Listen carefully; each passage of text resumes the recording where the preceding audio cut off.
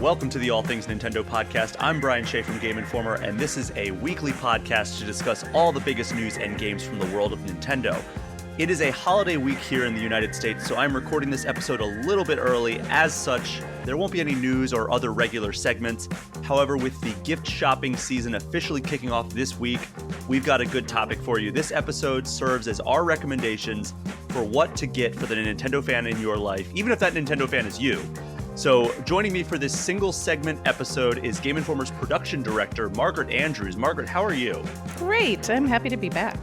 Yeah, it's been a little bit. I mean, usually I have you on to talk like Animal Crossing or other games that you are a fan of, but this time we're doing kind of a broad look at kind of like a gift guide for 2022 as the holiday season rapidly approaches. Just all out sprint towards the holidays at this point. So as I mentioned, this week is Thanksgiving in the US, which means Black Friday is the exact day that this episode hits podcast platforms. I'm not going to run down any like specific deals at any particular stores or anything like that, but I highly recommend you follow people like Wario64 and Cheap Ass Gamer on whatever social media platform is still standing when this episode airs. But the point of this episode is to surface some of our favorite recent-ish games and merchandise that might make for some cool gifts for the Nintendo fan on your list. But Margaret, before we kick off here, I think the obvious choice is to get a Switch, right? Like for any Nintendo fan that's on your list but doesn't already have a Switch console, like that's the go-to play, right? Absolutely. I mean, you can get the classic Switch, but there are all these cool like themed customized Switches, like the Pokemon Scarlet Violet Switch is really cute, cool, the OLED, obviously the Animal Crossing. If you can find that. Is that available still? It is. I think it is anyway. I did see a posting for it sort of recently, so I think if you're looking and searching, you can find one. But regardless, there are really cool themed Switches all over the place, and yeah, that's just like the obvious choice. Yeah, and the Splatoon 3 is another one that I would throw out there as like a really good-looking Switch. But yeah, the Pokemon Scarlet and Violet one just came out. That was a really attractive-looking console. Which one do you have the Animal Crossing one, right? I do, yeah. So that's a standard Switch. It's not an OLED, correct? Mm-hmm, that's right. Okay. So there are three distinct models. And by the way, it might be kind of tricky to get this, even though this is the no-brainer one on this list that we're going to run down over the course of this episode. This is probably the trickiest one because like the system has been in and out of availability ever since the pandemic started. But I think that it's much easier this year than it was last year to get one of these on store shelves. Like I'll go to Target and I'll see a Switch just kind of sitting, like I'll see like either a normal Switch or an OLED model sitting in the actual display case. So that bodes well. But again, the game changes once Black Friday rolls around. So who knows if you'll actually be able to find one. But if you are able to find them, there are three distinct models that you can probably count on seeing. There's the standard Nintendo Switch, which is $300, the Switch Lite, which I believe retails for $200, and the Switch OLED, which is $350. So the standard Nintendo Switch and the Switch OLED are very similar in terms of what they offer. The OLED just has the OLED screen, and also it has the built-in Ethernet port, which I think is a must-have for anybody who wants to play any online gaming on Switch. I actually have a USB adapter because I have the standard Nintendo Switch. I have the base model that came out at launch. I bought mine on March 3rd, 2017. So I've had mine ever since then. But I had a USB adapter that you can plug an Ethernet cable in and actually give a wired connection. And I recommend that for any Switch that has a dock, which excludes the Switch Lite. That's the cheapest one that I mentioned. That one is only available to be played in handheld mode. So that's something that is very important to note if you are looking to buy for somebody on your list. The Switch Lite is a great value, but you cannot put it up on the TV. So that would not be a good one for me, for people who listen to this all the time and they understand that I'm not a big handheld player. I played some of the Pokemon Scarlet and Violet for my review in handheld mode, but like that was mostly to check out the performance, seeing as how the performance is one of the big criticisms of that. But if you know somebody who is like, they love playing their 3DS, like the Switch Lite might be a viable option for them. So Margaret, there are a bunch of games for the Nintendo Switch. I don't know if you knew this. But so we're going to split this into two categories. This is what I did last year for this similar episode that hit around this time. casual and family gaming is going to be one category. Just kind of games that you can expect to play with like family or friends, or just something that's kind of a more relaxing affair. That's going to be the first category. The second one is going to be kind of more hardcore, serious gaming. These might be more single player focused, might not be. It might just both. Some of these might actually fit both categories. One that I'll tell you will fit both categories: Pokemon Scarlet and Violet. That's the kind of game you can sit down with your family and friends, play 4-player co-op as long as you each have your own Switch system. However, that's also a great game to just sit and lose hours upon hours with as you go out and explore the Paldea region. And I know you've started Pokemon Scarlet and Violet. Are you liking it so far? I am, and I do. Uh, I honestly sometimes I wonder why you invited me on because I have to, full disclosure, this is only my second Pokemon game ever. I played. You convinced me actually to play Shield when that came out, and I had the best time. So I picked up Pokemon Scarlet and I started playing it. And so far, it reminds me a lot of Shield. I am no expert, but I like fun and I like Pokemon games now. So I started playing it and I'm having a really good time. And so far, I think it would be a great holiday game because you can just explore and have a fun adventure and, play with your family, like you said. So I think that's a good choice. Yeah, and I've been having a great time with it. You can read my full review on GameInformer.com. Obviously, there are some technical problems, which we talked about last week. But overall, it is a good game hindered by the technical problems. It's not really defined by the technical problems. So go in just knowing that. But, ultimately, it's the ninth generation of Pokemon games getting kicked off. And I think it does so in pretty good fashion. So let's go over to like ones that I think fit pretty well into the casual and family gaming categories here. So first up, Nintendo Switch Sports. That's a pretty solid bet there. If you had a family that got really into Wii Sports, like my family did, Nintendo Switch Sports is just the newest version of that series. So, you have the bowling, the golf updates coming soon. There's the sword fighting. All those have returned, and it's still a super fun game, and it's great to gather around with people who might not otherwise play video games, and they can all take part because it's all those transferable skills from the Wii version, but now on Switch. So, have you had a chance to check that out yet? No, but it's on my short list. I don't tend to pick up the sports games until I know I'm going to be entertaining a bunch of people, especially if I know kids are going to be in my house. Then I'm like, oh yeah, like immediate buy, no questions. I don't, I have not really read anything about it, but we're going to have a good time. It's going to be fun for everybody involved and it's an immediate buy for me. For sure. And it's just multiplayer bliss if you have family over for the holidays. Here's one that might have slipped under the radar. This is one that I want to talk about more in depth in a future episode. But currently, one of the highest rated Switch games of 2022 is Atari 50, the Anniversary Celebration. And this is a game that celebrates 50 years of Atari, and it runs down all of their consoles and just basically gives you a ton of games to play. And that's fun in its own right. It's done by Digital Eclipse, which does a lot of these like retro collections. So like they are the masters of that. They did the TMNT Cowabunga collection. They did the Capcom Afternoon collection. They did Mega Man Legacy collection, I believe the first one. And so they're really good at this. And this, from what I understand, is kind of their crowning achievement. And this, it has, I believe, over 100 Atari games on it. Wow. Not only that, but it also has all new games created by Digital Eclipse in the vein of classic Atari games. And then on top of that, it has a whole virtual museum that you can explore and like see like exclusive interviews and like old like magazine ads that Atari would run and like commercials that they would air on TV.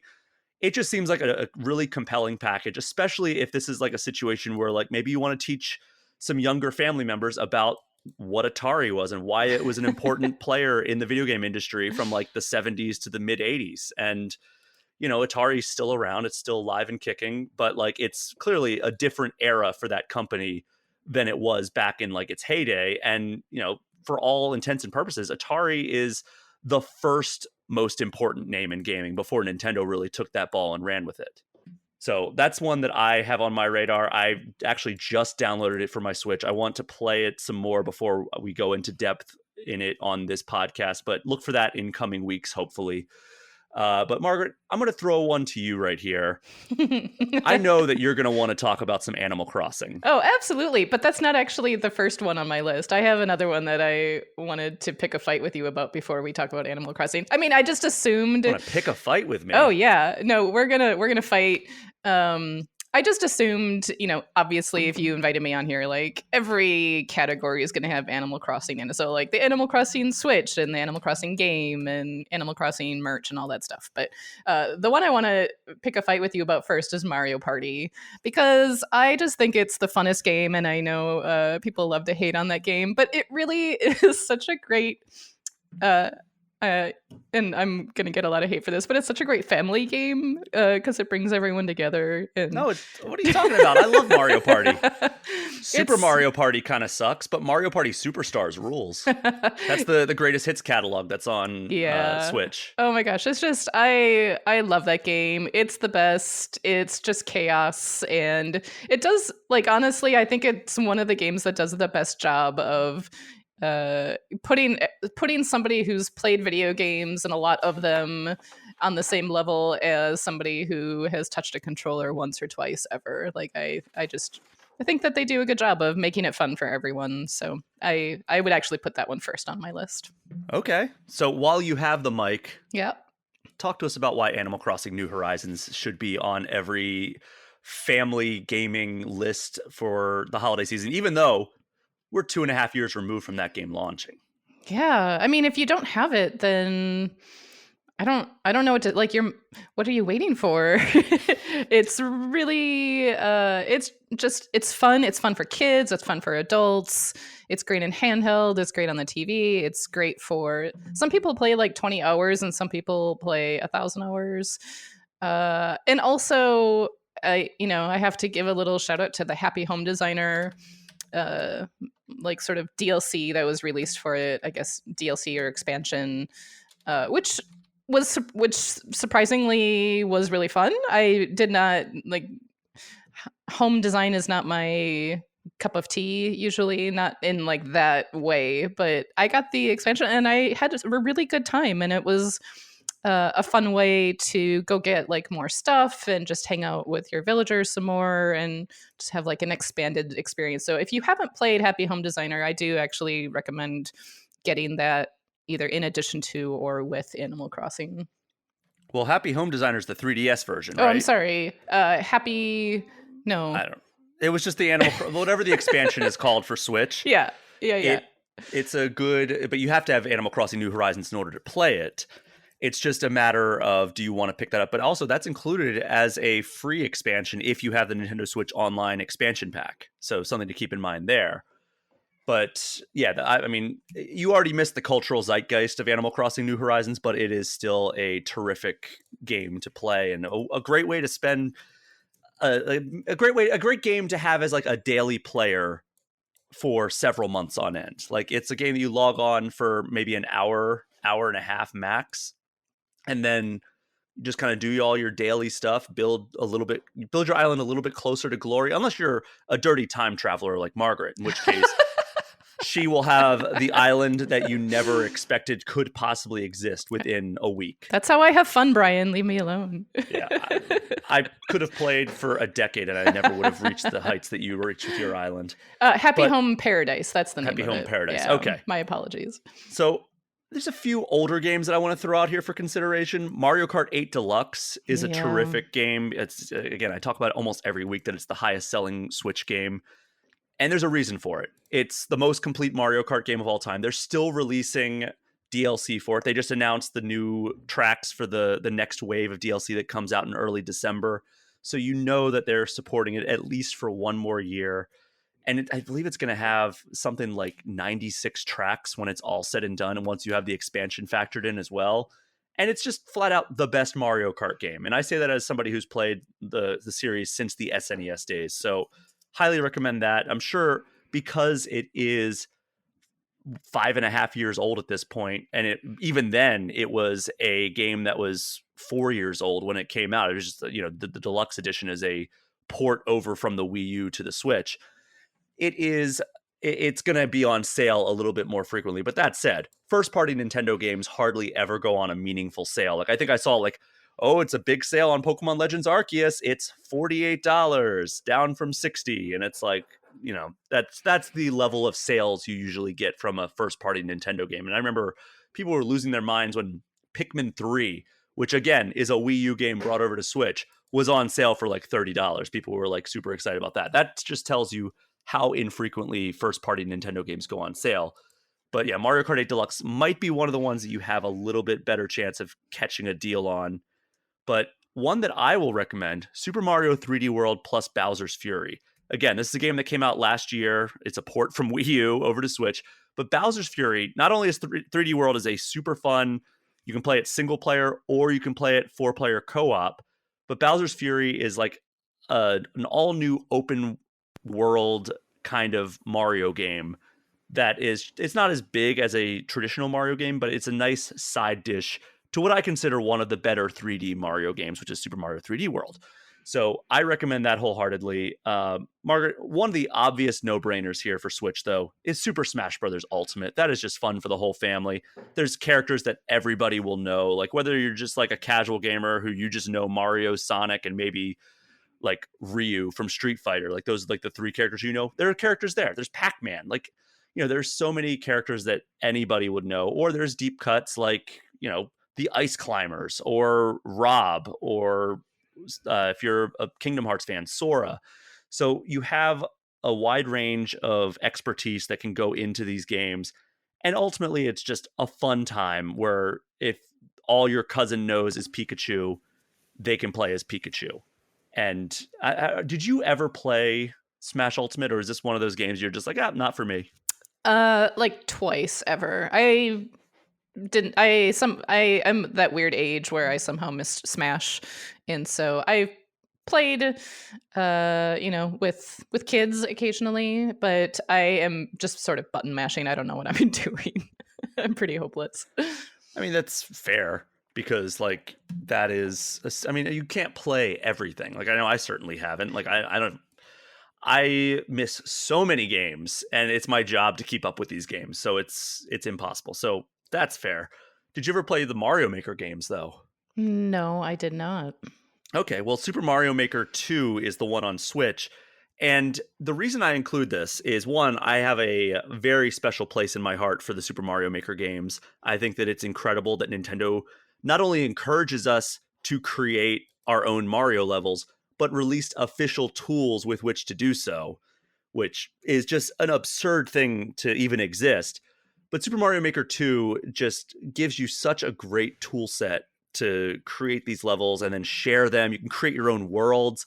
And if you want to really encourage some creativity for your like the person on your list, like if it's a kid, for example, if your kid is really into like building stuff with Legos or building stuff in Minecraft, even Super Mario Maker 2 might scratch a similar itch as that, because it just gives you a toy box and then you can create Mario levels from this toy box. And then also, I believe there's 100 Nintendo created Mario levels on top of that just use the tools to the max. So that way it is fully embracing the absurdity of it all.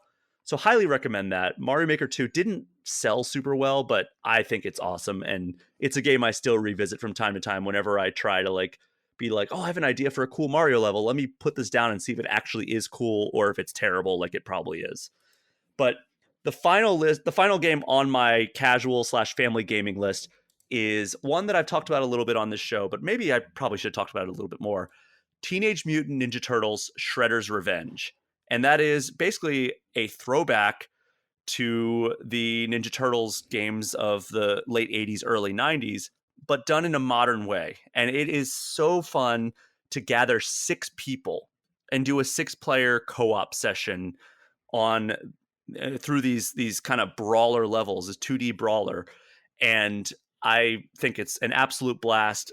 Ninja Turtles appeal to a wide range of age groups, everybody from basically mid to late 30s all the way to people who are kids now, because the series has just rebooted time and time again, and there's new movies all the time. There's new series. There's a new movie, I think, coming out next year, the year after that. There's a new series starting up, I think. So it's like this has just been an enduring brand for over 30 years now, coming up on 35, I think. And it's something that I think that people are probably going to be interested in, and it's a terrific game. So that's my list of casual family gaming recommendations. What else did I miss here, Margaret? Anything? You did. And you're lucky you have me to be here to fill you in on the things. I could rapid fire. I've got 5 left on my list. Wow. Well, you told me to come over here with games, so I did. I did my homework. Okay, It Takes Two, which is out on the Switch, which is a really fun co-op game. It's a little weird, but I played this with a friend, and we just had the best. Like, I can't remember the last time I just sat down with a friend and had a really fun time co-oping the way that we did in this game. So I think that's a great one to sit down with and play with somebody. Yeah, I mean, it just hit Switch, so it's perfect excuse to do that.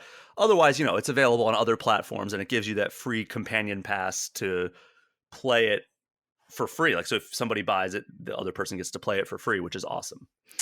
I also have Overcooked on my list, which is it's one of those games where you don't have to like really have any experience. Anybody can just kind of sit down and play it together. Sometimes my team gets together and we'll play this, and we just always end up hooting and laughing and having a really fun time. And it's a very low barrier to entry, and just what is it, like 4 players can sit down at a time? Yeah. Well, I think Overcooked 2 is 4 players. Is it? I don't know. One of them is 4 players. I don't know if all of them are 4 players, because there are 2 Overcooked games. Yeah. Yeah, and then there's like a special comprehensive edition or something. Anyway, Overcooked is on my list. That's a really good one. I also have Untitled Goose Game on my list for obvious reasons. We love that game here at Game Informer. At least on my team, we love Untitled Goose. And that's another one where if you've never played it, it doesn't really matter. Anybody can pick up the controller and sit down and play that one. Actually, I want to throw one more out there while we're still kind of running down this. Jackbox Party Pack. Oh, yeah, that's a good one. That is just so much fun. There's 9 of these things now. The 9th one came out earlier this year, in October, actually. And right now it's actually on sale on the eShop. I don't know if it's going to be on sale forever, or for a while anyway, but it's 20% off on the eShop. Jackbox Party Pack 9. It has 5 games. I haven't played this one personally, but I've played most of these things, and my family, my mom and dad, my mom especially, is not a gamer. My dad dabbles with games every once in a while, but like they cannot wait to play Jackbox Party Pack when we have a family gathering. So It is a great choice, whether you're buying a gift for somebody or whether you're just looking for a game to play when family is in town during the holidays. Okay, I have 2 left. Fall Guys is on my list, and that's one that I played a lot with people. Colleagues and former colleagues of Game Informer will like sit down on a Friday night and play a couple hours of Fall Guys, and it's always the best time. It reminds me a little of Mario Party in that if you have skill, like it kind of gets you ahead, but it does a great job of putting everyone on the same level, and it's just a fun, silly game. And it's one of those, it's like Mario Party meets like Wipeout, if you remember that show, where it was like people going through obstacle courses, and if you fall, you're out. That's basically the premise of the game. So yeah, and like all the obstacle courses are different. Excuse me. Sometimes it's mini games, sometimes it's other things you have to do and complete in order to stay in the pool, and then there's one ultimate winner decided at the very end. It's super fun. If you haven't played that, I mean, recommend it for you as well, but it's free to play now. So Margaret, we're doing a gift guide here. We're not talking about what games are best for the family. Sorry. No, it's all good. You can pay for skins and stuff, I guess, if you want, so it counts.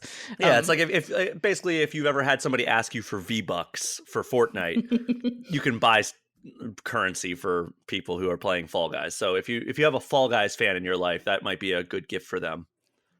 Okay, the last one, my last recommendation, actually comes from so before like last week Friday when you asked me to be on the episode, I messaged the production team and I was like, "Hey, do you guys have any good ideas for this gift guide?" And they had a lot of really good ideas. They helped me put this together. And Kristen actually had a great idea. She's been playing Disney Dreamlight Valley with her daughter, who I think is 3, and um and she's having a good time, her daughter's having a good time, and everybody's having a good time for really different reasons. But she says it's a really sweet, adorable, all ages, fun kind of game. Yeah, I haven't checked it out yet, but I've heard good things from people who play it. So Yeah. that's a good call out right there. All right, Margaret, let's get down to some brass tacks here. Okay. We've talked about the family stuff, some casual titles in here. Let's talk about some serious, hardcore gaming. Talked about how Pokemon Scarlet and Violet can fit in either of these categories, but I'm going to let you go first this time since Oh. I went through my whole list and then gave it to you. Let's flip it this time. What's your list? Well, I since you're giving the mic to me first, I feel like I should gobble up one of the obvious ones, but I'm not going to. I'm going to start with one that I just really like that I feel like didn't get as much attention as it should have, and that's Immortals Phoenix Rising, which is a really fun game, and I feel like I don't know what year that came out. Like on, I don't know what time is anymore with I think 2020. the pandemic. So yeah, it must have been. It was 2020 that you were the one that convinced me to pick it up and play it. You were just like, it's a really fun game. And then I think it was over like a Christmas break that I actually sat down and just binged it, and I had such a good time. That game, I feel like anybody who likes video games can go into that and just like sink hours and hours into it and have a big adventure. That's a good call out because I think that's a kind of like, even in its time, it was a forgotten game, a forgotten gem. And that ended up being one of my favorite games of 2020. And yeah, here we are. And it's a Ubisoft game, so you can probably find it on a pretty good sale every once in a while. And yeah, I'm glad you brought that up. I think I think the best way to describe that would be like Assassin's Creed mixed with Breath of the Wild and tied into Greek mythology. But funny, like silly. And humorous. Yes, Yeah. it's more of a comedy than anything else, I would say, in terms of like the writing. But Yeah. yeah, it's high action in terms of like the gameplay itself. So you want to go on to your next one? Oh, I get to go again. Oh, Yes. I was waiting for you to take the mic away from me. Yeah, no, I have a list. Go for it. Stardew Valley is on my list. I know that a lot of people have told me, like it's weird working at Game Informer because I am surrounded by people who play all the things all the time and are really good at them. But then, like I'll have like I had a conversation recently with some people on my team, and they were like, "I have Stardew Valley for the PC, but I only played like 2 hours of it. I couldn't get into it." And I've heard that a lot from people where they got it for like one platform, but the platform didn't really work for them. And Stardew Valley did not click for me until I got it for the Switch. And then I ended up putting like 200 hours into it. I'm not kidding. It just totally sucked me in. It was like the way I would play it like on my couch, portable. And that format for some reason really, really worked. So I think Stardew Valley is one of those games where you could it's sort of like Pokemon, like you could casually play it and play a little bit of it and just have like you could like graze it and still have a fun time, or you could you could be like in Animal Crossing where you spend 1,000 hours on your island where you could like really get into it and sink a ton of time into your farm and have fun that way with that game. Oh, absolutely. Yeah, I mean, people have lost hundreds upon hundreds of hours into Stardew Valley. I think most notably was former Game Informer editor Joe Juba, who he beat that game just over and over again. That was one of his favorite games, I think, of the last generation. And the fact that you can have it on the go on Switch is fantastic. And that's absolutely. an easy recommend for pretty much anybody who has any interest in like that genre whatsoever. So what's next on your list? I'm going to take one of the obvious ones away from you, which is Super Mario Odyssey, Very which good. I've had a couple of friends. I'm at that age where I have a lot of friends who are parents of kids that are, I don't know, between the ages of 5 and 15. And they're like, my kid is getting a Switch. What are some good games? And Super Mario Odyssey is the one I like to recommend as like, hey, like you guys remember Super Mario games, and this is like the newest one, and it's really fun, and everybody can get into it. And so, uh, if you haven't played it or you have kids that haven't played it, I think it's Super Mario Odyssey is really well done. It's a classic. It feels like a classic Mario game, and I feel like that one's kind of a no brainer for anything that you're going to play on a Switch. For sure. How many do you have left here?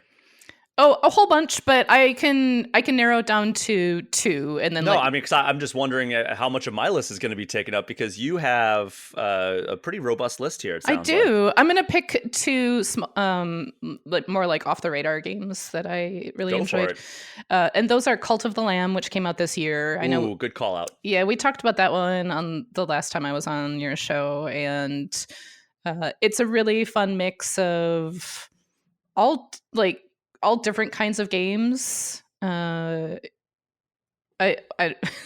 my mind is blanking right now, but I'm Like thinking, Hades meets Animal Crossing meets Binding of Isaac, I think would be the best way to go. yeah, meets Diablo. I don't Meets, know, like well, I would say kind of more. Yeah, it's a little bit of Diablo, but I'd say Binding of Isaac and Hades kind of draw inspiration from Diablo in that way, anyway. and a little Animal Crossing, some like design stuff too. Mm-hmm. Yeah, it grazes on all kinds of things, and you can kind of pick and choose where you get your fun. But that one really surprised me. I did not think I was going to be into that game, and then one weekend I emerged on a Monday morning for work, and I was like, "Whoa, where did my weekend go?" I just played Cult of the Lamb the entire weekend. It was great. Yeah, that's awesome. That's one of my favorite games of the year. So that's a good call out. What else you got? I also have Nobody Saves the World. Oh yeah, you brought that up. I think as your eShop gem last I time you were on. did, and I'm gonna say it again because I had a really good time with that game. That one, somebody recommended it to me because they know me and they were like, "It's really fun. I think you would like it." And I was like, "I don't know. It doesn't really look like my thing," but I did, and I really am glad that I did. It's uh for somebody who enjoys, like, it's fun and it's silly, and it has it like if you played Guacamelee, I think it's by the same developers, so it's like got a very cool art style, and the writing is silly, but also it's hard. Like, there is a fair amount of like tactics involved to progress through the game. So if you like a challenge, I think this game could be for you. It's a nice balance of fun and silly, and also challenging. And also worth noting is that Cult of the Lamb does have a physical version that you can buy. If you're the kind of person like my mom, she refuses to get like digital stuff as a gift for Christmas or for any type of holiday or birthday or anything like that. She wants to do like something physical. So you can buy, I think Special Reserve Games is the one that does Cult of the Lamb, but it looks like you can buy them at certain retailers as well. And then I don't think Nobody Saves the World has a physical edition, but if you are not opposed to it, I think you can gift games or at least get eShop cards in order to allow people to buy stuff like that on like the eShop. So those are all good call outs. I'm going to kind of speed run mine here in this category. Go for it. Those were all my big ones. I feel like anything that's left on my list, you're going to cover in your list. All right. Get some obvious ones out of the way that are a little bit older. Breath of the Wild, Metroid Dread. Those are obvious, right? Those are not ones that we're really breaking any ground by saying you should buy those if you have a Nintendo fan who does not already own them or has not already played them, unless they've explicitly said, I don't like Zelda, I don't like Metroid. Those are winners, two of the best games available on Switch. Now, for some newer ones, talked about Pokemon Legends, Pokemon Scarlet and Violet. I want to talk about Pokemon Legends Arceus because I honestly think that might be the better Pokemon game that came out this year. And it's a little bit off the beaten path. I think it's a game that everybody who likes Pokemon should play, despite it not being a quote unquote mainline Pokemon game like Scarlet and Violet. Legends Arceus expands the formula in some really unique ways. Recommend that. Sonic Frontiers is an interesting one because I would recommend it. There are some definite shortcomings for it. The Switch version is the worst version of this game. If they have the ability to play it on a PS5 or an Xbox Series X, I recommend that version. But if they're just a Switch owner, it's not like the game is broken in any way, from what I've seen anyway. So, Sonic Frontiers, I'd recommend that. Mario plus Rabbids Sparks of Hope, it's just a great sequel to the 2017 game. It's just a really fun turn-based strategy title starring Mario and then the Rabbids from the Ubisoft Rayman series. And then there's a few games that have come out on Switch, or at least we'll say two games that came out on Switch that came out back in 2017 on other platforms. That's Persona 5 Royal and Nier Automata. Those are both beloved RPGs, and they're finally on Switch. We've been waiting for years and years and years for them to finally make the migration over to Switch. They finally did it, and I'm so happy they did. And they both seem to run, from my limited time with the two of those games, they both seem to run pretty well. And then I have a trio of third entries in franchises. So Splatoon 3, Bayonetta 3, Xenoblade Chronicles 3. All three of those three games, all three of those third games have received pretty high praise. I have played Splatoon 3. I reviewed it for us. I loved it. We gave Bayonetta 3 a pretty high review score. Xenoblade Chronicles 3, our reviewer didn't love it, but I think that the community has vouched for it. So even if our reviewer wasn't the biggest fan of Xenoblade Chronicles 3, it is shown out there that there is a definite audience for it. So if you like the Xenoblade Chronicles series, then I mean, it seems like this is one that you should check out as well. So Margaret, those are all the game recommendations that I have. Did I miss any on your list? You got all the big stuff. I think that's a great list. All right. So we're going to move on to some kind of smaller categories here. The first one is going to be merchandise because really, like, at this point, gaming just has, it used to be like a very niche thing where it's like, it would be a shock if you walked into like a department store and there was a shirt that you could buy that had Mario's face on it back in like the early 90s. It was like, oh, what? Like, what is this doing here? Like, I can't believe they decided to sell this unless it was like a kid's shirt or something. Now it's like, you can walk anywhere and there's going to be Mario and Zelda and Pokemon stuff, no matter what store you're in, pretty much. And, we don't have to spend a ton of time in this portion, but are there any cool, like, Nintendo-focused merchandise that you can think of to recommend to people? Yes, like I said, I got some help from the team, and they had some great ideas. One that I did not think of that they came up with is custom skins for your Switch and your controllers, which I just think are so cool. And I always wanted to get them, but then I got that special edition Animal Crossing Switch, which is basically like its own skinned Yeah. Switch. But custom skins are really cool because you can turn your Switch into a theme from your favorite game, or like little woodland creatures, or I mean, just like almost anything your brain can conjure up.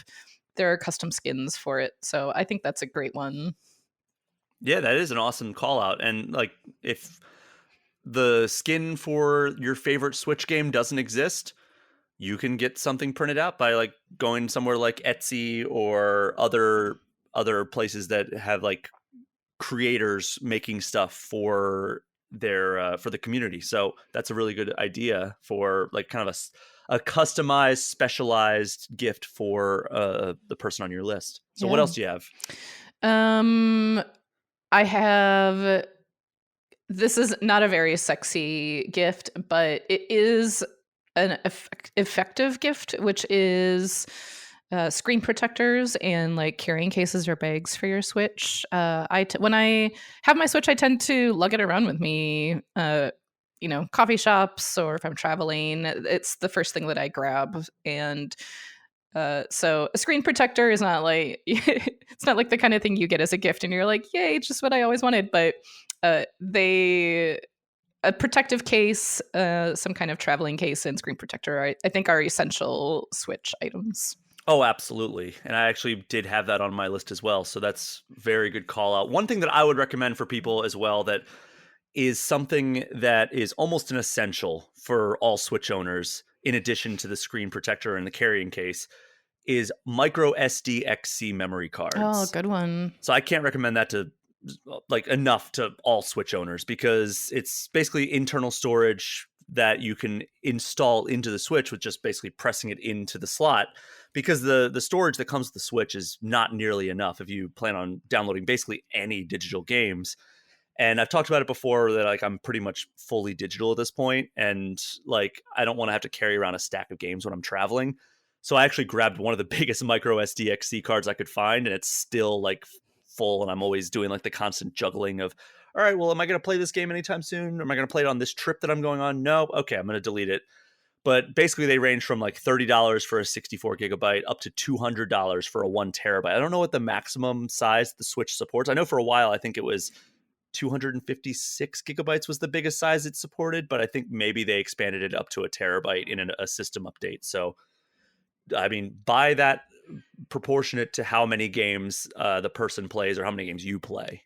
So, what else do you have?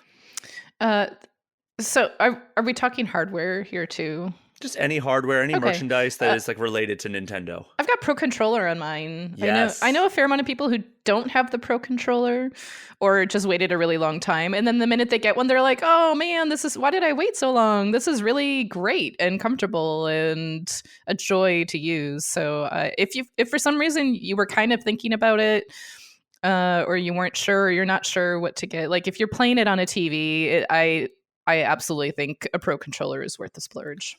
That is a must have. I mean, it's not quite the must have of a micro SDXC or a screen protector or a carrying case, but it's right up there. Like the one, like, so there's the standard Pro Controller that like Nintendo makes, but Power A also has officially licensed Nintendo, and Power A is a great company. They have like I use their wireless Pro Controller as my daily player whenever I'm playing my Switch, unless the battery dies and then I switch over to my official Nintendo one. The only downside to the official wireless one is there's no vibration and there's no amiibo support, so you can't like Mm. scan the amiibos in there. But it's fantastic otherwise. Like the D-pad is much better than the official Switch. That's the one downside to the official Switch Pro Controllers. The D-pad is garbage. Everything else is great. The Power A one is right up there with that one.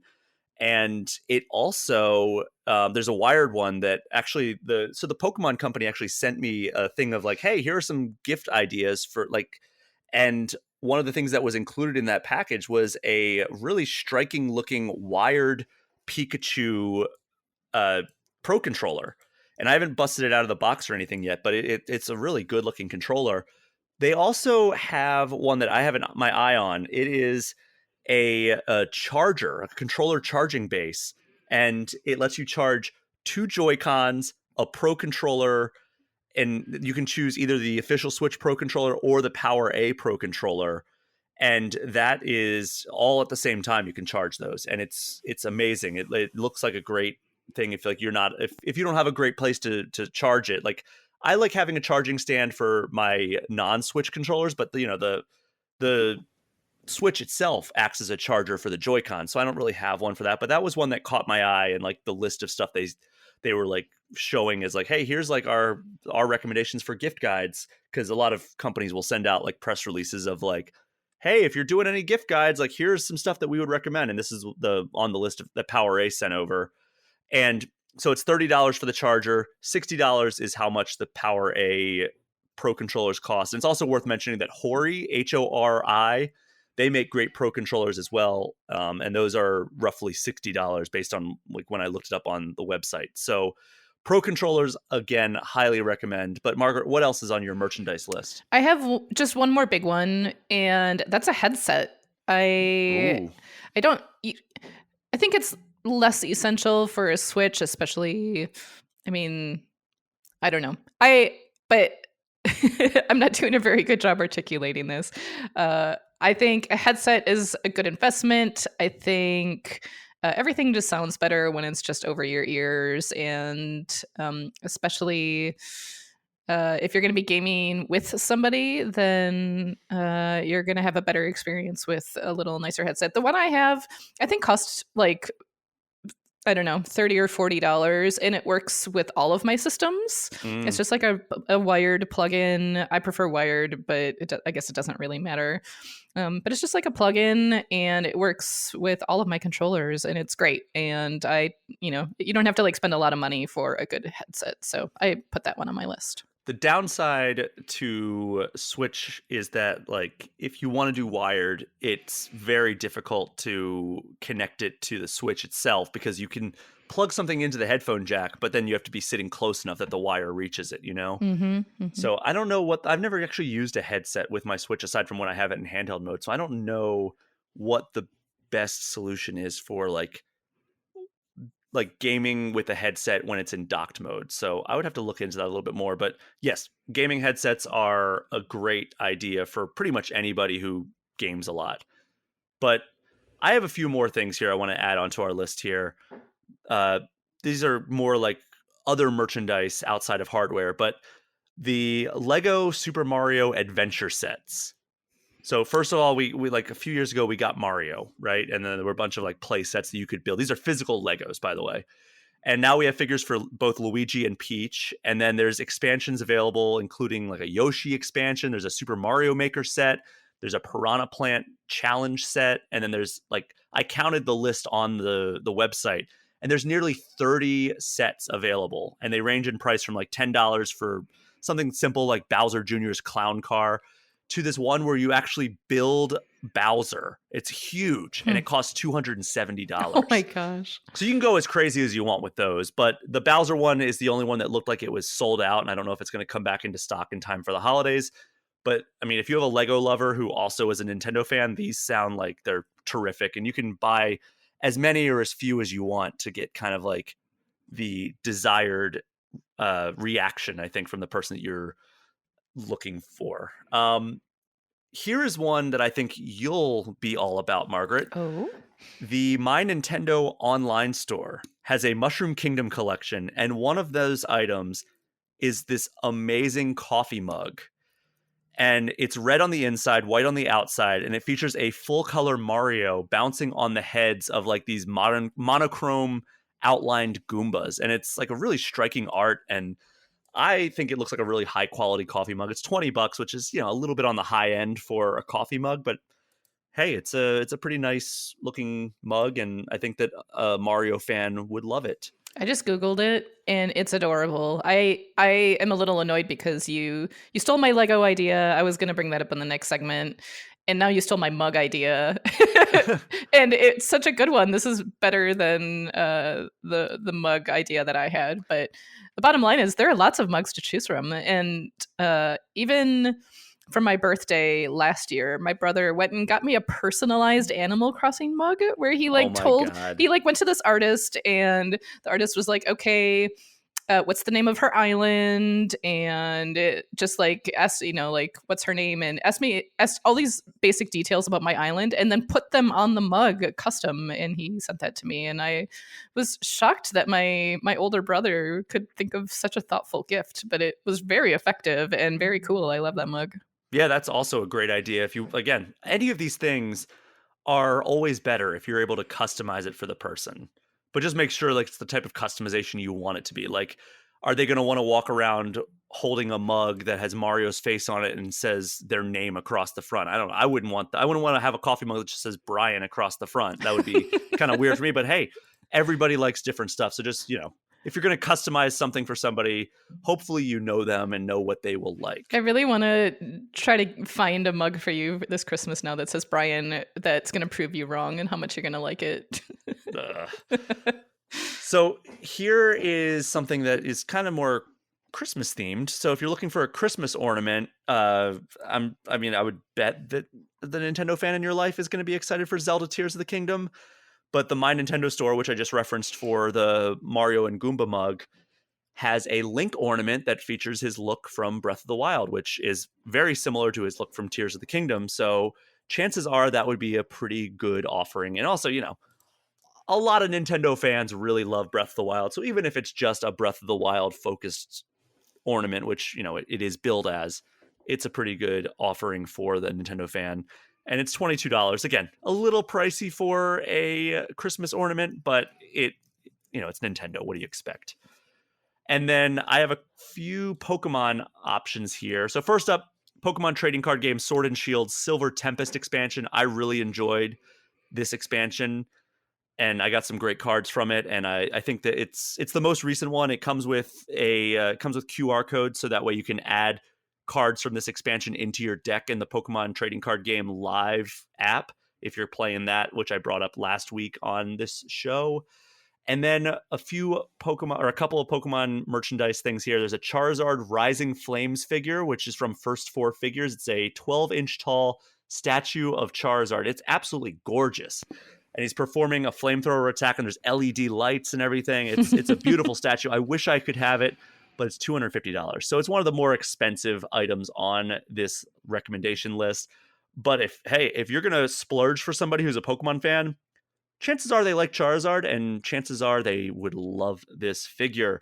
And then my final merchandise recommendation as far as Nintendo stuff goes is one that actually the Pokemon company I mentioned, they sent me like a little care package of Pokemon related items that they're trying to get people's eyes on for the holidays. One of those items, Margaret, is the My Pokemon Cookbook. What? Yeah, Tell me more. It's just it's what it sounds like. It's dishes inspired by Pokemon characters. So there's like items that look like Pikachu, and there's items that kind of like take elements from like Tropius's design, and there's a Dragonite dish and all this other stuff. So I've only thumbed through it. I haven't made anything from it yet, but it all looks delicious and it all looks cute as heck.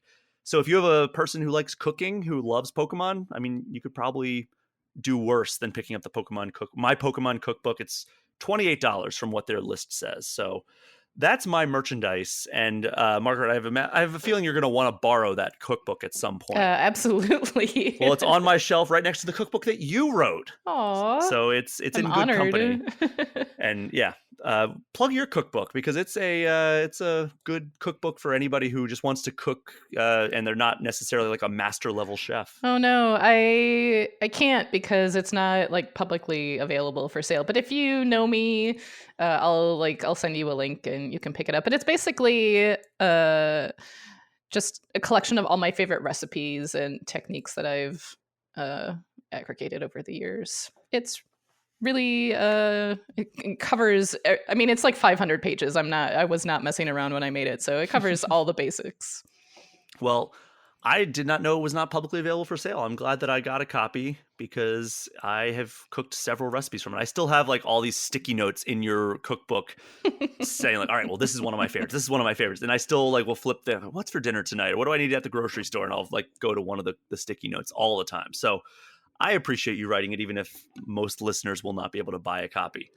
But do you have any other Nintendo specific merchandise that you want to bring up before we move on to the final segment here, which is kind of non-Nintendo recommendations? No, let's go. Okay, well, I want to give a couple of evergreen recommendations before we move on completely from Nintendo. So obviously Nintendo Switch Online and expansion pack year-long memberships are great. That if you just get the Nintendo Switch Online core pack, it will give you access to NES, SNES, and online play, whereas the expansion pack gives you access to N64 and Sega Genesis catalogs, in addition to expansions to games like Splatoon 2, Animal Crossing New Horizons, Mario Kart 8 Deluxe, and there's one that I'm forgetting. But yeah, there's a lot of value in both of those. And if somebody you know wants to play their games online, this is essential.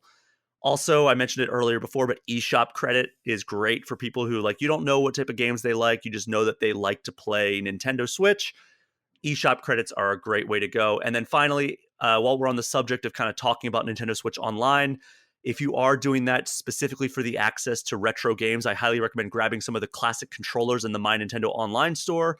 I believe these are exclusive to the My Nintendo Online store, but in particular, the Nintendo 64 controller is super important for getting the best experience, because it's really hard for them to map the Nintendo 64 controls over to like the Wii or the Wii U, the Switch Pro controller.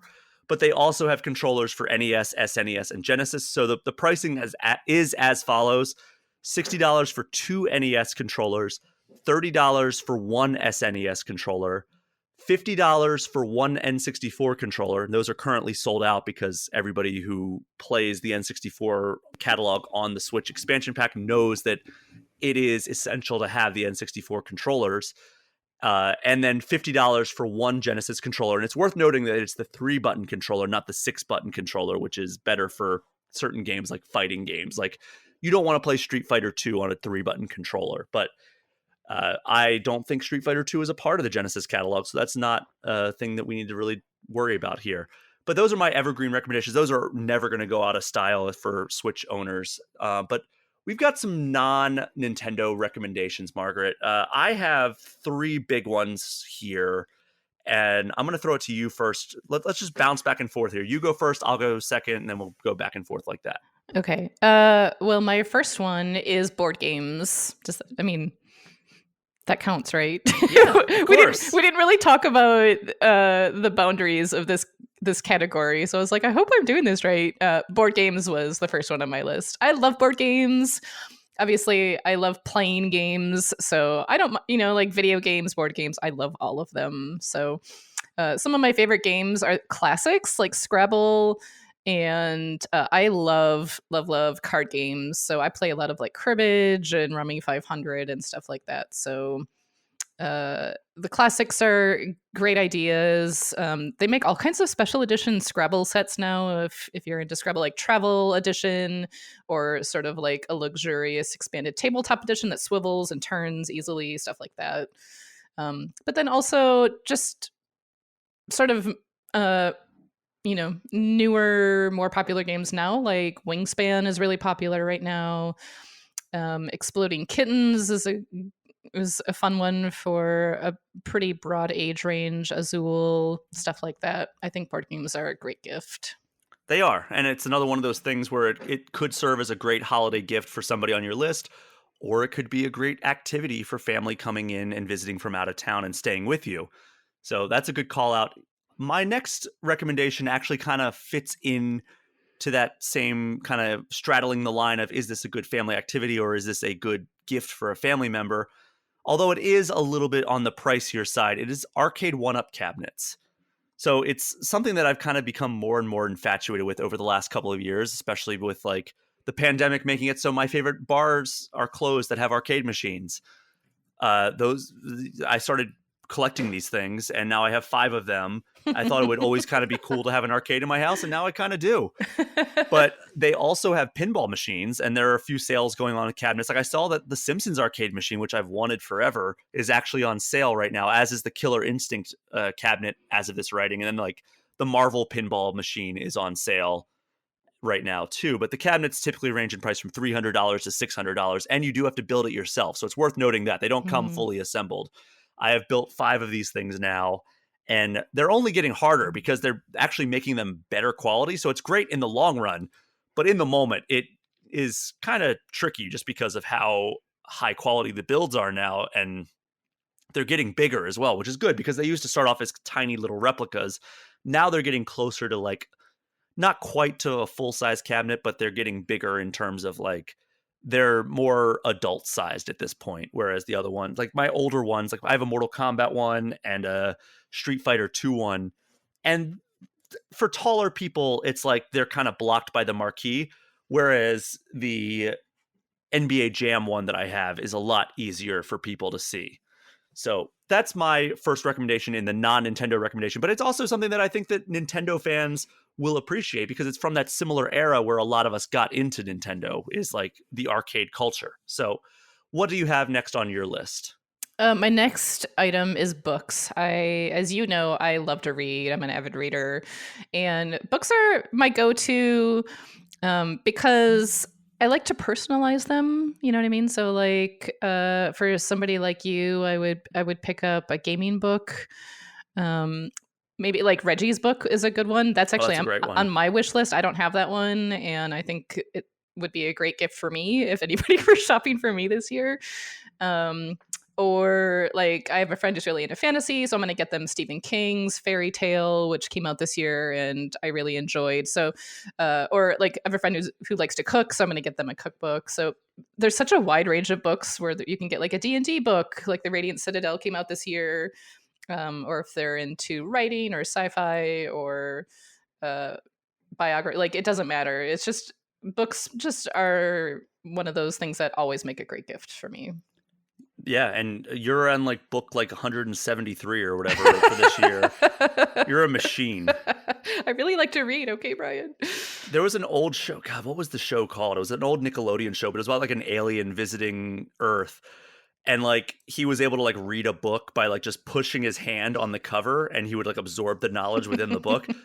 And like it took like 2 seconds. And that's how I picture you reading through books because you read at an ungodly pace. I no, I really don't. My friend and I argue about this all the time. She says that too, and the God's honest truth is that I'm just tenacious. I just like in the mornings before work, I read for a couple hours, or at night, I read a lot. I'm not a fast reader, but I just like to Okay. read. Whatever you say. My next thing is TVs. This is a very Oh, nebulous thing as well, but like we're talking kind of higher end stuff on this non Nintendo Rex category. I will admit that, but I am actually noticing a ton of great deals on TVs this year.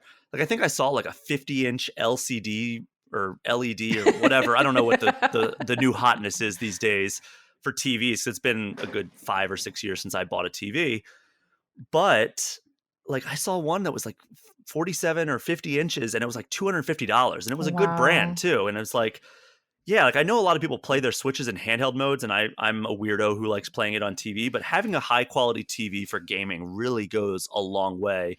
Whether it's Switch or whether it's PlayStation or just watching Netflix, like it goes a long way. And if there's somebody you know that like is playing off like that janky TV that they kind of inherited from their older brother and they've been using it since college and now they're like 7 years removed from college.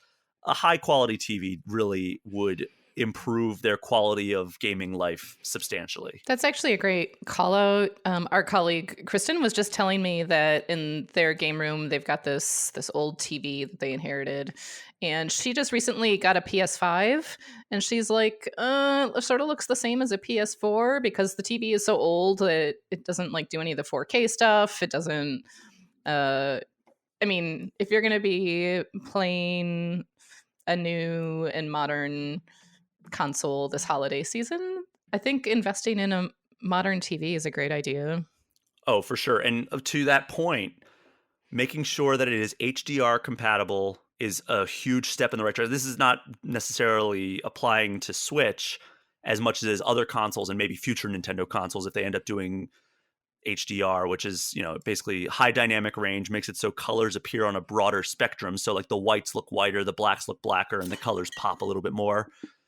As for 4K, again, doesn't apply to Nintendo yet, but I would imagine their next console might reach 4K resolution. But PlayStation 5 and Xbox Series X, 4K is the standard at this point. And same thing for like if you're watching Blu-rays or you're streaming Netflix and you have like the higher resolution plan, that is going to go a long way to making these shows and movies look amazing. So those are my biggest recommendations. And also, like, if it's somebody who owns multiple consoles, make sure there's at least like 4 HDMI ports on the back, because Oh, the yes. last thing you want is to not have enough HDMI Oh my ports for gosh. the person who has like a PlayStation, Xbox, Switch, and then maybe another device that they plug into their TV, because that sucks having to go behind your TV all the time and swap out HDMI cables. So, Margaret, I have one more thing on my list. It's a little bit of a longer one, but what do you have? I have puzzles on my list. That's a good one. I am obviously I'm a huge nerd, so I love reading and cooking, and I loved doing puzzles. And I was into puzzles before the pandemic, but then it got like really hard to buy puzzles during the pandemic. But they're one of those things that makes a really good gift for people if people are kind of into doing puzzles. There are so many to choose from now.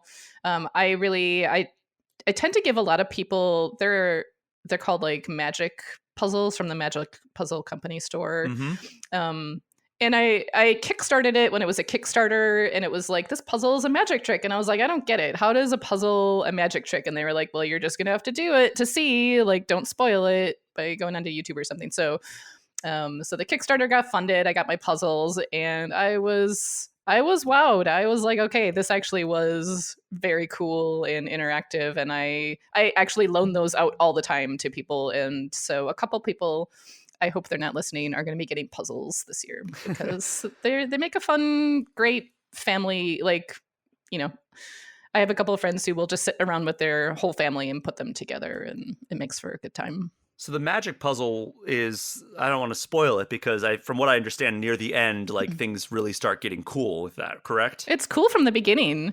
I mean, like right away from the beginning, you're like, this is not like a normal puzzle. Like you get the sense early on that it's not like a regular puzzle. It's a cool puzzle. It's like there's something going on. So it's funny because I had former Game Informer editor-in-chief Andrew Reiner on this very show last year to do the 2021 gift guide, and he recommended the magic puzzles as well. Mm-hmm. And so much so that I bought it for my mom, who it was all about doing puzzles at that point.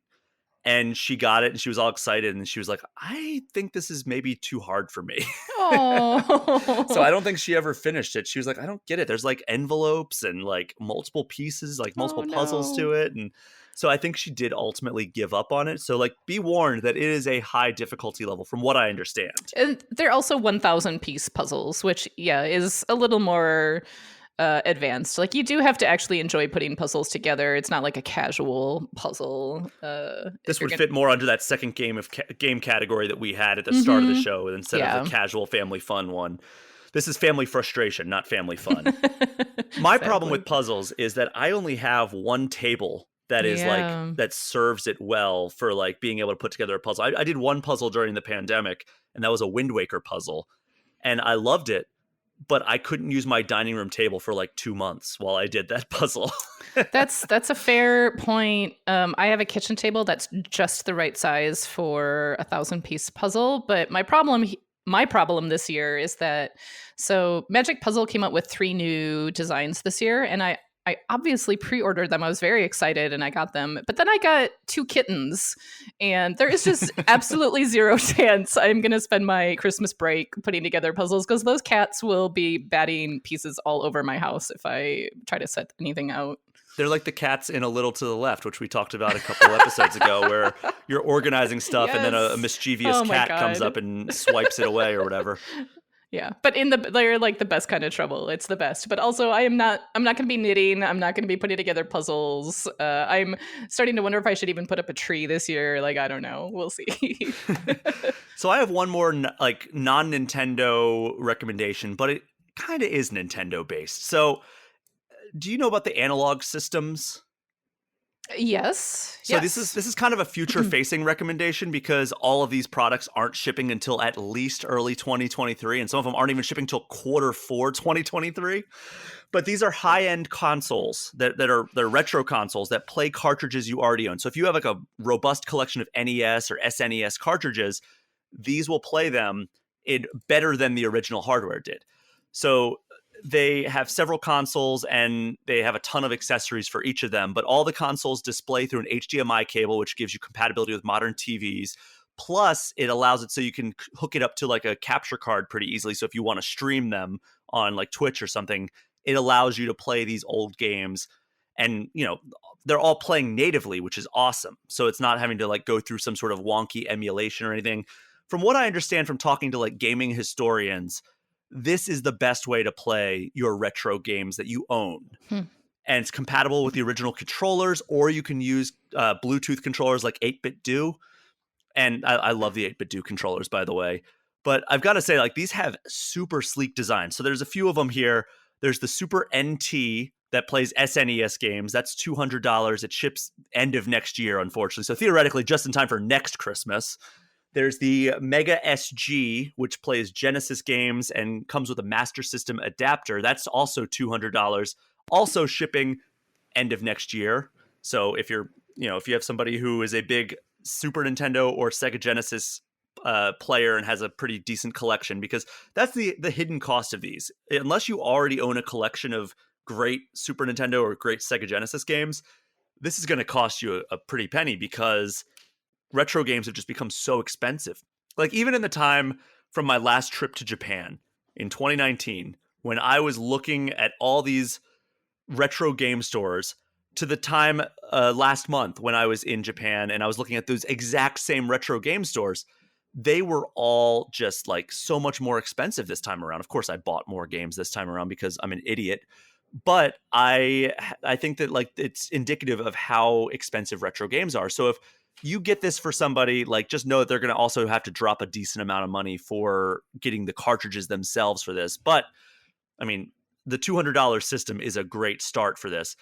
But the new and exciting toy here is the Analog Pocket. Have you seen this one, Margaret?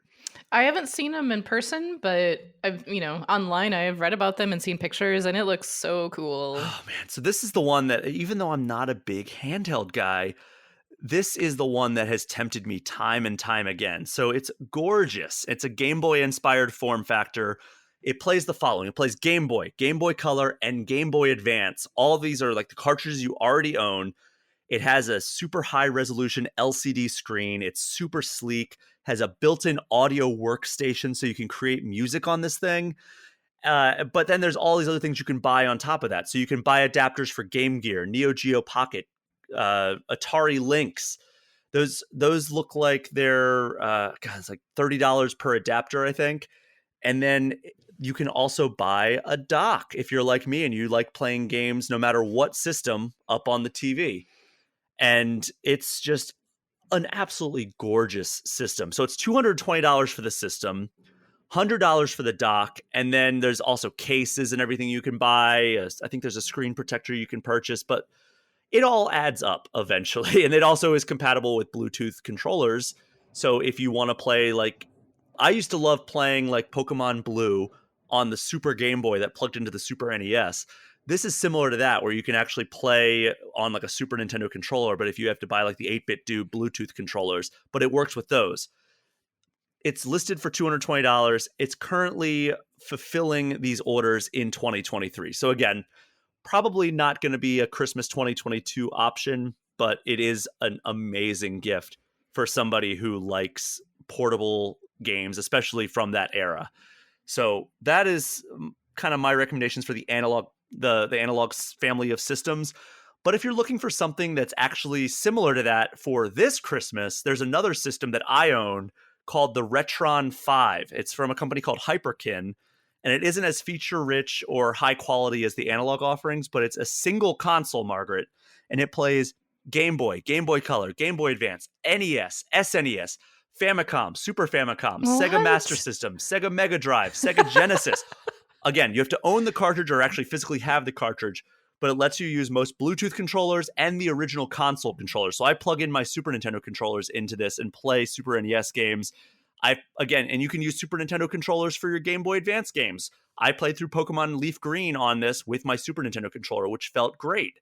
And it all goes up on the TV. It's through HDMI as well. The biggest downside is that it plays the cartridges through emulation instead of native play, Hmm. which is what the analog systems do. So there might be a little wonkiness here and there. Sometimes the save battery won't be picked up properly, but it's $160. And from what I saw, it is in stock through Amazon Prime right now, but there were only a few left as of this recording.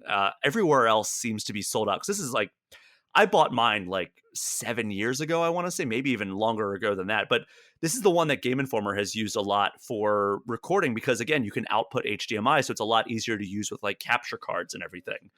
So again, there's some wonkiness. Like we had a hard time sometimes getting the cartridges to actually go into the system because it's a really like tight slot. So there are some downsides to this when compared to the other ones, but for the breadth of content that you can play on this one system, it's hard to beat. But did you have anything else before we kind of wrapped up here in terms of non-Nintendo recommendations? I have one more. All right, perfect. I have a few more, but there's only one more that I really want to talk about, and this one is it's just fun. It's getting smart bulbs or like LED strips, which I think they also sell smart LED strips that you can like sync up to your TV where it'll like change colors or it'll pulse according to like whatever game you're playing. But like I was playing Ragnarok yesterday and I put it on, like I filled my whole living room with blue, like dark blue ambient lighting. And it was just, I did not need to do that, obviously, but it was really fun and it really helps set the mood. And then I started getting into more combat area, heavy areas, and I changed it to red. So smart bulbs. I have a couple in my house that I operate from my phone, and you can control the colors. You can make them just like regular white lights. You can sync them up to your TV and game. Like they're very fun and very cool. I need to get in on this because I feel like every time I see somebody's setup that has these bulbs behind their TV that like matches the game that they're playing, it makes me insanely jealous. And I need to talk to you about this further off Yeah, mic. you should talk to me about this. It's really fun. Yeah, I have a couple in my living room and then also in like other rooms, and they're all controlled from my phone. So like I sat down and I turned everyone that was in my living room, I turned them all blue when I started playing God of Oh War my yesterday. God. And it was, it was like dark and mysterious. And that game is very cinematic, so I felt like I was in a movie, like I was controlling a movie. So I'm like, I don't know. It was really an experience. I enjoyed it. I might need to talk to you about this further. Yes, let's do that. But anything else you want to shout out before we No, wrap up here? that's a good list, I think. All right. Well, thank you for joining me, Margaret. This has been great. I think we rattled off a lot of stuff in the 75 minutes that we were in this show. So thank you for bringing your suggestions, and thanks to the design and production team for passing along their recommendations through you. So that was great. Well, thanks for having me and us/us. Yeah, absolutely. And thanks to everyone for listening. Do me a favor, if you haven't already, throw All Things Nintendo a 5-star review and hit that subscribe button. And if you want to get any questions or comments in, you can get in touch with me at allthingsnintendo@gameinformer.com or hit me up on Twitter or Instagram, and also Hive at Brian P. Shea. And as always, you can join the Game Informer Community Discord, which is a perk for subscribing to our Twitch channel, even just for 1 month. Margaret, where can people find you on social media? I am on Twitter at SophieAva, and that's really about it right now. That is our show for this week. Thank you again for listening. I hope everybody had an amazing Thanksgiving, and good luck with the deal shopping. Take care. We will see you next time.